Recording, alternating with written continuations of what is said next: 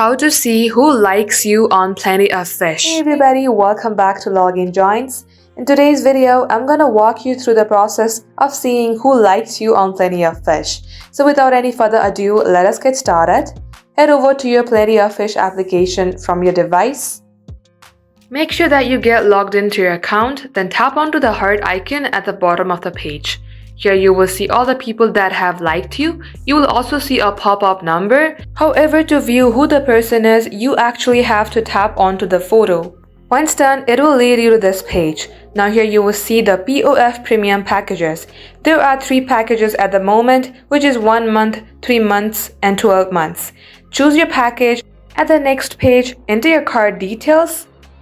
And once done, tap on to upgrade at the bottom of the page. Thank you for watching the video till the very end. If it had helped you in any ways, then do like and subscribe. We will be back soon with more tutorials like this. Till then, hit the subscribe button. We will catch you up soon.